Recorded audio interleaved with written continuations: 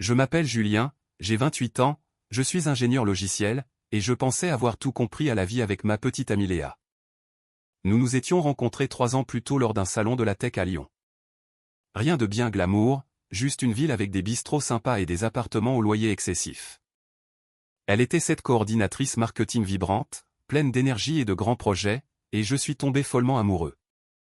J'étais le gars stable, celui qui organisait les sorties, n'oubliait jamais les anniversaires et la soutenait en toutes circonstances. Dès le début, je me suis investi à fond. Léa sortait tout juste d'une relation compliquée avec son ex, Mathieu, qu'elle décrivait comme toxique mais amusant. Je n'y ai pas trop prêté attention au début, tout le monde a un passé, n'est-ce pas? Mais j'ai fait des sacrifices pour nous. Petit retour en arrière, environ 6 mois après notre rencontre, elle a perdu son emploi lors d'un plan social et j'ai payé l'intégralité de notre loyer pendant 4 mois pendant qu'elle cherchait du travail. Je préparais les repas, je l'encourageais avant ses entretiens et je l'aidais même à peaufiner son CV tard le soir. Je me disais qu'elle en valait la peine en voyant son sourire quand elle a enfin décroché un nouveau poste. Une autre fois, il y a 1 an, on m'a proposé une promotion incroyable dans ma boîte, un poste de développeur senior qui impliquait un déménagement dans un pôle technologique en Allemagne, à Berlin. Un meilleur salaire, des projets passionnants, la totale. Mais Léa a paniqué à l'idée d'une relation à distance. Je ne peux pas revivre ça, disait-elle les larmes aux yeux, faisant allusion à son passé avec Mathieu. Alors, j'ai refusé sans poser de questions, je suis resté ici pour elle, pour nous. Je pensais que c'était ça, l'engagement, faire passer la relation en premier. Les choses allaient bien, du moins je le croyais. Nous avions nos habitudes, nos randonnées le week-end dans les monts du Lyonnais, nos soirées cinéma, nos moments à scroller sur les réseaux sociaux ensemble. Mais lentement, des fissures sont apparues. Léa a commencé à mentionner Mathieu plus souvent.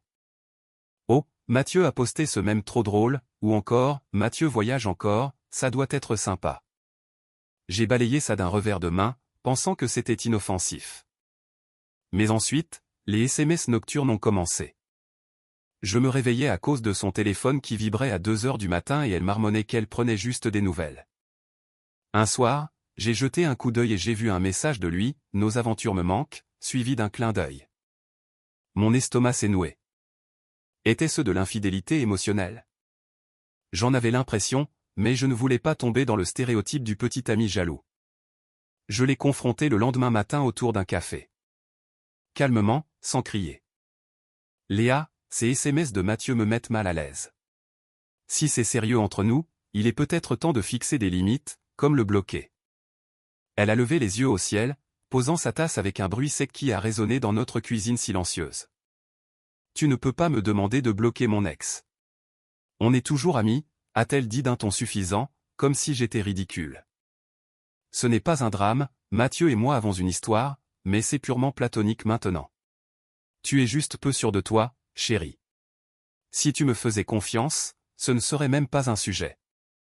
Je suis resté là à regarder mon café refroidir. Ces mots m'ont piqué. Elle balayait mes sentiments comme s'ils étaient une simple nuisance. Des amis, ai-je répété en gardant une voix égale. Si c'est ce dont tu as besoin, alors restez amis. Pas de supplication, pas de dispute. J'ai juste hoché la tête et je me suis éclipsé pour aller travailler. À l'intérieur, pourtant, le coup était rude. Une histoire platonique. J'avais renoncé à des opportunités pour elle, et voilà qu'elle donnait la priorité à un ex qui l'avait largué des années auparavant. Mais je n'ai pas insisté. C'était mon erreur, ou peut-être ce qui m'a sauvé. Le reste de la journée a traîné en longueur.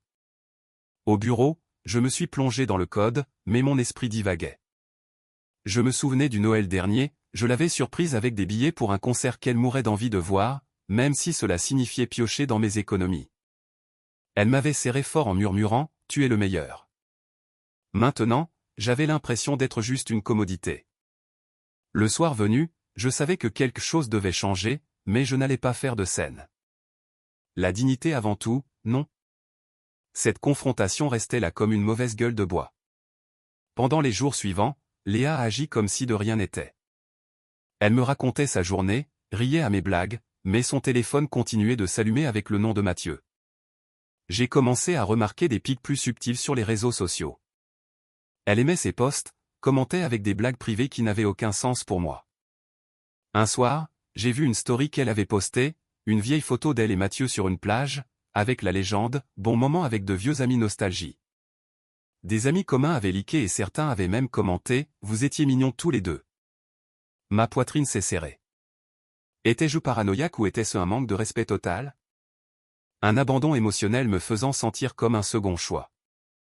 Pendant qu'elle flirtait avec le passé, je ne l'ai pas confrontée à nouveau tout de suite. Au lieu de cela, j'ai laissé couler, vivant avec cette confusion. Des nuits seules sur le canapé, faisant semblant de regarder la télé alors que mon cerveau tournait à plein régime. Pourquoi est-ce que je tolère ça? J'ai été fidèle, engagé, j'ai refusé ce poste en Allemagne 2 fois parce qu'elle disait que ça nous détruirait. Je me suis rappelé la deuxième offre, il y a seulement 3 mois. L'entreprise m'avait relancé en améliorant le package avec une aide à la réinstallation. Léa avait boudé. Et notre vie ici? Mathieu disait toujours que la distance tue les relations. Encore lui. Mathieu était l'expert. Je l'avais rassuré en disant qu'on s'en sortirait ici. J'avais sacrifié ma carrière pour son confort. Maintenant, en regardant cette photo de plage, je trouvais ça injuste, immérité, comme si je versais de l'eau dans un verre troué. Une semaine plus tard, la situation a empiré. Je suis rentré du travail et je l'ai trouvée au téléphone, en train de ricaner. Elle a raccroché rapidement en me voyant. C'était qui? Ai-je demandé aussi naturellement que possible. Juste Mathieu, a-t-elle dit d'un geste évasif. Il traverse une mauvaise passe, il a besoin d'un ami. Ce soir-là, nous avons eu la discussion. C'est elle qui l'a lancé, me faisant asseoir sur le canapé avec cet air sérieux. Écoute, j'ai réfléchi, a-t-elle commencé d'une voix posée, presque répétée. J'ai besoin d'espace. Mathieu comprend des facettes de moi que, eh bien, tu ne comprends pas. Tu es génial, mais tu es tellement rangé, tellement prévisible. Je ne veux pas te blesser, mais cette amitié avec lui est inoffensive. Et si tu ne peux pas le supporter, c'est peut-être qu'on n'est pas fait l'un pour l'autre. Je me suis adossé, digérant ses paroles. Les excuses s'accumulaient. Ce n'est pas trompé, on discute juste. C'est toi qui rends ça bizarre en étant jaloux. Puis vint la logique tordue, si tu m'aimais vraiment, tu me ferais confiance. Le bloquer serait du contrôle, et je ne vivrais pas comme ça. Je mérite quelqu'un qui me laisse être libre. Elle disait tout cela avec un air suffisant, comme si elle avait déjà gagné l'argument dans sa tête, balayant mes 3 années d'engagement comme une simple note de bas de page. Et maintenant, ai-je demandé d'un ton plat. Elle a haussé les épaules. Je pense qu'on devrait faire un break. Voir où ça nous mène. Pas une larme de sa part, juste cette cruauté désinvolte. J'ai hoché la tête lentement. Je comprends. Fais ce que tu as à faire. Pas d'éclat émotionnel, pas de supplication. Je me suis levé, j'ai pris mon ordinateur et je suis allé dans la chambre. Elle semblait surprise, comme si elle s'attendait à ce que je me batte. Mais j'en avais fini. Cette nuit-là, pendant qu'elle dormait, j'ai agi. D'abord, je me suis connecté aux réseaux sociaux et j'ai supprimé chaque photo de nous, des centaines, de nos vacances à nos dimanches paresseux. C'était comme effacer un chapitre, mais c'était libérateur. Plus besoin de prétendre. Ensuite, j'ai envoyé un email à mon patron. J'accepte la promotion. Prêt à déménager dès que possible. Ils avaient gardé l'offre ouverte, Dieu merci. Au matin, j'avais une date de début dans 2 semaines.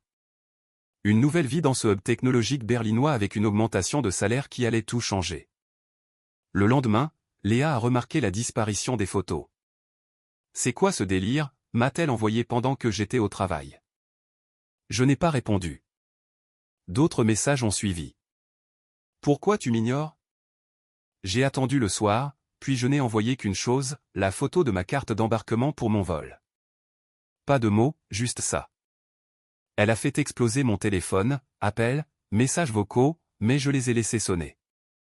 Détaché, j'avais disparu d'une certaine manière. Ce n'était pas de la vengeance, c'était de l'instinct de conservation. Durant ma première semaine à l'étranger, je me suis concentré sur mon installation dans un nouvel appartement avec vue sur des rues pavées.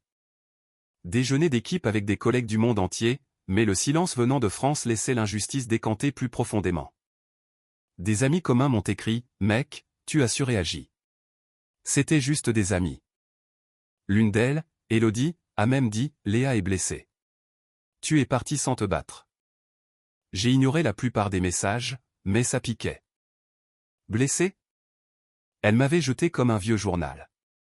La confusion s'est transformée en clarté dans ces moments de calme. J'avais été maltraité, manipulé pour me sentir comme le méchant parce que je voulais des limites. Mais maintenant, libéré de tout cela, je commençais à respirer plus facilement.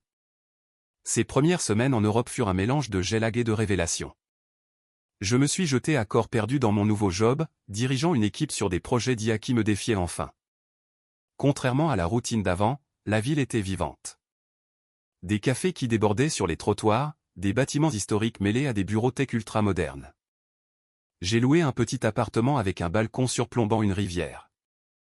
Et pour la première fois depuis des années, je me sentais léger.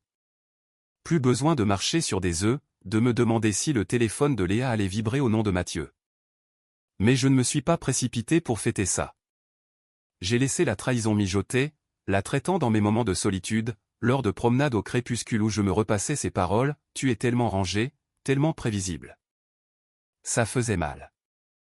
Oui, j'avais été fidèle à l'excès, la faisant passer en priorité pour être finalement jeté comme une vieille mise à jour d'application. La confusion persistait, étais-je trop ennuyeux? Est-ce que je méritais ça? Mais lentement, cela a laissé place à l'acceptation. Ce n'était pas de ma faute, c'était son choix. J'avais bloqué Léa partout dès le premier soir, mais les amis communs continuaient de donner des nouvelles, du moins au début. Un gars de notre ancien cercle, Thomas, m'a écrit « Et mec, Léa dit que tu l'as ghosté sans prévenir.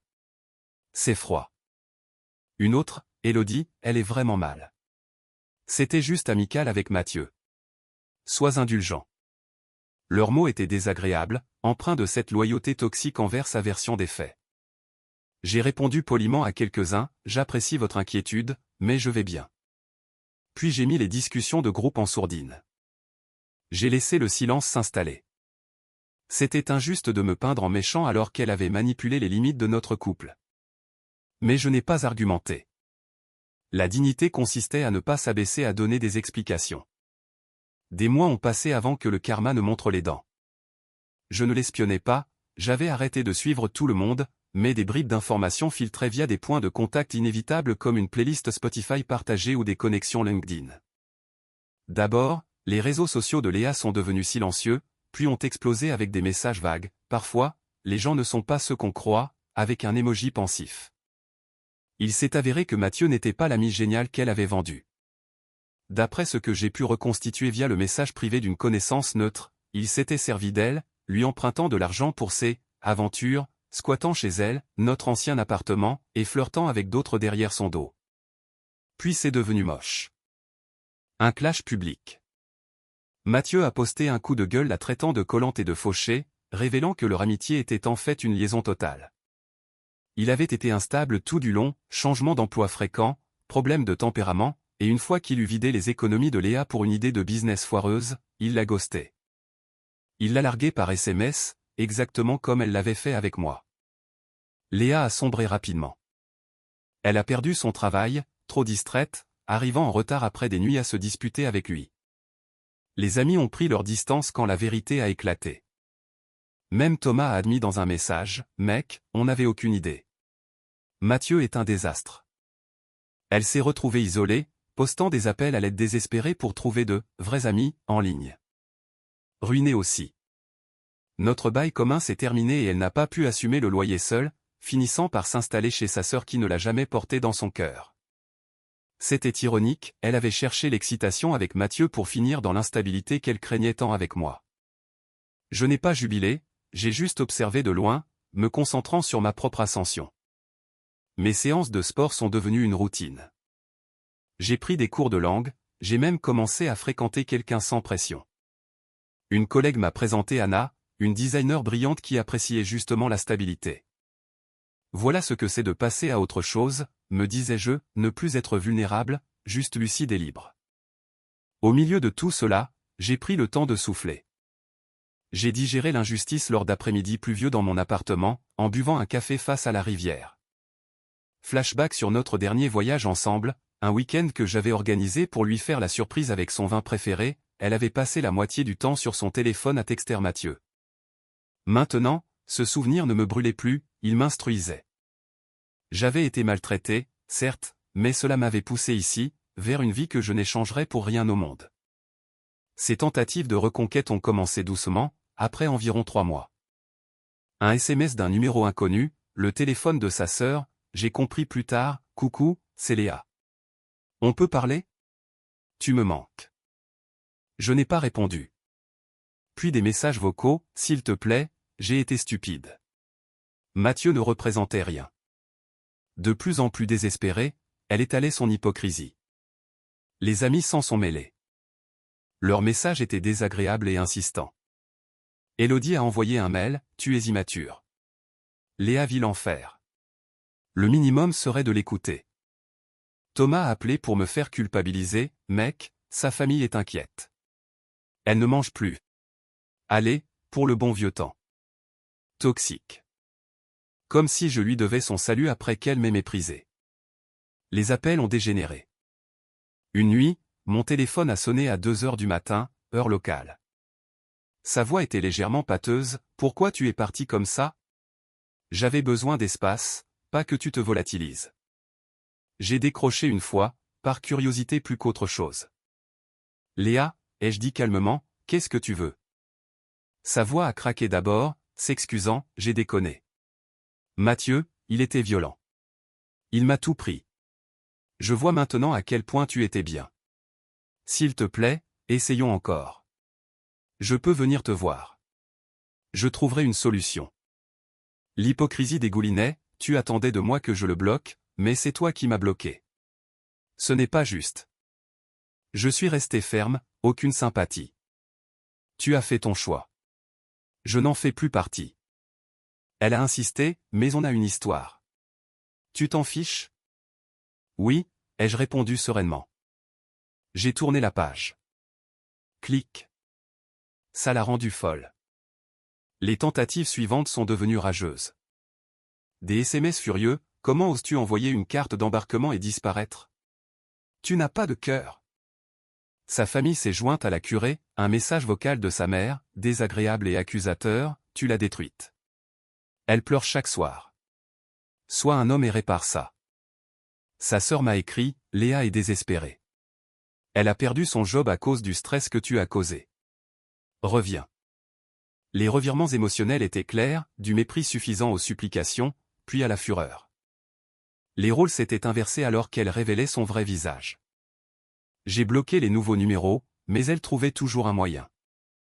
Un mail depuis une adresse pro, s'il te plaît, je suis seul maintenant. Mathieu m'a laissé sans un sou. Tu te souviens comment tu m'as soutenu avant? J'ai encore besoin de ça. Le désespoir a atteint son paroxysme dans un long message, je vais changer. Je bloquerai tout le monde. Parle-moi, c'est tout. Cela révélait tout, sa logique tordue qui s'effondrait, l'hypocrisie et les supplications pour obtenir ce qu'elle m'avait refusé. Mais je ne ressentais rien. Aucun souci pour son bien-être, juste de l'indifférence. Ma vie était pleine. Ma promotion avait entraîné une augmentation. Avec Anna, ça devenait sérieux, on passait nos week-ends à explorer de nouvelles villes. Ces appels n'étaient que le bruit d'un écho lointain. Le clou final est arrivé lors du mariage de notre amie commune, Camille. Un événement virtuel, Dieu merci, par Zoom car sa famille était éparpillée. Je me suis connecté depuis mon balcon, veste de costume sur un t-shirt. Anna était hors champ, préparant le dîner. Léa est apparue dans la mosaïque d'écran, non invitée. Apparemment, Camille avait dû l'ajouter au dernier moment. Elle avait l'air mal en point, les cheveux en bataille, avec pour fond une chambre encombrée chez sa sœur. Le contraste était violent, moi m'épanouissant, elle désespérée. Les discussions après la cérémonie bourdonnaient. J'ai mentionné nonchalamment dans le groupe « Félicitations Camille. La vie est géniale ici. Nouveau projet, nouvelles aventures avec ma copine. » Léa m'a envoyé un message privé immédiatement, « Ta copine? Attends, il faut qu'on parle. S'il te plaît. » Elle a demandé une salle de réunion privée. La curiosité l'a emporté, j'ai rejoint. Son visage a rempli l'écran, les yeux rouges. Je n'arrive pas à croire que tu sois déjà avec quelqu'un d'autre. Mathieu m'a détruite. Il était instable. Il m'a pris mon argent. Il m'a même frappé une fois. Je suis isolé, ruiné. Mais en te voyant comme ça, je réalise ce que j'ai perdu. Reviens. Je déménagerai là-bas. Je me suis adossé, calme. Léa, tu voulais être amie avec ton ex? Moi, je voulais la paix. Je l'ai trouvée ici. Reprenant sa propre logique, j'ai ajouté, tu disais que j'étais prévisible, que je voulais te contrôler parce que je demandais des limites. Maintenant, c'est toi qui supplies. Ce n'est plus mon histoire. Ferme, sans aucune pitié, tu es devenu hors sujet dans mon bonheur. J'ai construit quelque chose de réel, une version supérieure de ma vie, sans le mélodrame. Elle a éclaté en sanglots, désespérée, mais je t'aime. Ne fais pas ça. Chapitre clos, ai-je dit définitivement. Assume tes choix. J'ai quitté la salle, j'ai bloqué son identifiant Zoom. Le pouvoir avait basculé. Elle avait été arrogante, elle était désormais impuissante. Moi, j'étais émotionnellement libre, j'avais disparu de sa vie comme si je n'en avais jamais été le centre. Le karma de Reddit est poétique. Je prospère, elle n'est plus mon problème. Si vous vivez quelque chose de similaire, partez avec dignité. Ça finit par payer.